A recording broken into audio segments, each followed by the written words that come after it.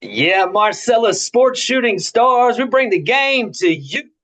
Right now, I got the privileged opportunity to be with one of the coaching legends in Pennsylvania, Coach Doug Dahms. Coach, thanks so much for jumping on with me here today. No problem. Glad to do it.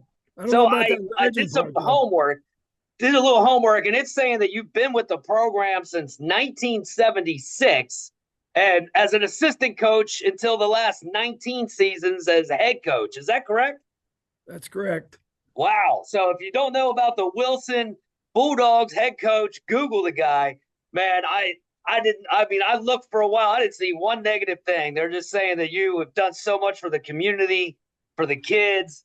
You know, you got a reputation for just a stout defense. Of course, you got an offensive quarterback kind of guru. You got some people helping you out with that, along with two-time Super Bowl and former player of yours, Chad Henne. Yeah, we have a pretty good staff. And Chad just adds to it. That's so cool, man. So yeah, if you don't mind, talk a little bit about. So did you coached Chad Henne years ago? I'm assuming, correct? Yes. Uh, Chad was a started as a quarterback for us as a freshman, played 4 years as a starting quarterback for us. It was very funny because when he was a freshman, it was a toss up whether he was going to start at quarterback or a senior. And basically, we told the coach, if you don't start him at quarterback, we're starting him at outside linebacker. And well, he said that was it. From that point on, he was a starting quarterback. So, Wow. So he went on to Michigan, had a awesome career there, and I think he was in the NFL for something like 15 years. Again, got two Super Bowl rings, backing up uh, one of the greatest quarterbacks of all time, at the Kansas City Chief, Patrick Mahomes. So, and then did he call you, coach, and say, "Hey, look, I want to come back to where it all started, Wilson High School, and I want to coach under you"? well, he had always expressed that he would like to come back and coach high school football at Wilson when he retired. So when he retired, I gave him a couple months, and then I contacted him and said, "How much do you want to be involved?" Because he retired because he wanted to spend time with his kids, Yeah, and help with his kids. Because obviously, when you're in the NFL, you're not home with your kids. So he said, "Well, I'd like to be there on Tuesdays, which is an offensive day, and I'll be there for the games on Friday night and Sunday when we game plan." And I said, "That's fine." And that didn't work out, however, because he ended up showing up every day all the time. So, I guess once it's in your blood, you can't do it part time. right. I'm one of those guys. Yep. I'm not a part time kind of guy either. I like to go 100%. So, uh, well, and talking about the quarterback position, so Maddox Gruber was a standout wide receiver last year, and obviously you had your quarterback position open up, and how did that all go about? You said, "Hey, I know did he play quarterback before in the youth, or how did you say, hey, look, let's take this guy who's great at wide receiver and put him under center"? He played quarterback up through ninth grade.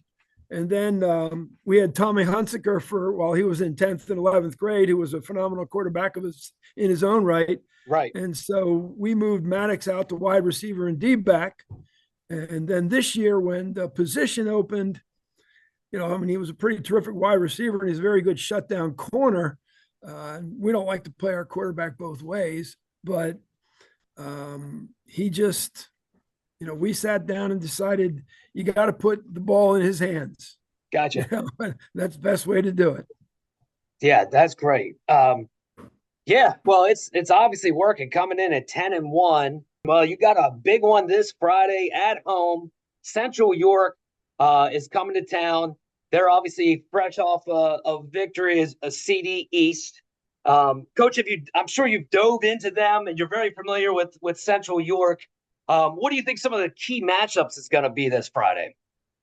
Well, we've played Central York several times in the past in the playoffs, and Jerry Yonchek I know quite well. He's we've gone against him in 7-on-7s and stuff. They're bread and butter. He likes to throw the ball. So the concern for us is he's got 2 6-4 wideouts and a 6-2 wideout, and he's got a couple of really fast burners. And I don't know how we'll match up there. You know, when you start putting 5'10" corners against 6'4", you know, wide receivers. So we'll see how that goes. But that's probably going to be the question. Can we stop their passing game? The defensive side, they have, obviously a couple key players as well. And special teams. I mean, looking at that last game against CD East, Central York, really, it was all three phases started by the defense and special teams. So, yeah, and obviously, about Matthew Parker, big field goal kicker. So, well, it's kind of funny because he was a freshman the last time we played Central York and missed a game tying field goal in our playoff game. So I'm sure he wants to hit the ball or make a couple of field goals against us. And he's got a leg. I mean, I've seen him kick. He's a weapon, to say the least. I mean, we know on kickoffs we're going to be starting at our own 20-yard line. So kickoff return, which is a good special team for us, is basically nullified by his leg. Right. Yeah, and that was Penn State quarterback Bo Beula's last game, so yeah, I am sure he's a phenomenal athlete, phenomenal kicker. And, you can see it from the press box, but when you're actually on the field and see the young man kick, it's pretty incredible. So yeah, he's a game changer. Yeah. Well, any other things that you think are going to be keys to this game? Well, as anything else offensively, we're going to have to be able to move the football. We've done that very well this year with a very balanced attack. I think we have almost, I don't know if we're pushing 4,000 yards of offense, and there's only like 100 or 150 yards difference in our passing game and our running game. So that's pretty good balance. So hopefully that'll give them some problems, but they're very athletic. They're tall and athletic up front. They're tall and athletic in the secondary. So Jerry has put, I mean, if you look at their defense, they only have one 50, 60, 70 number on the whole defense.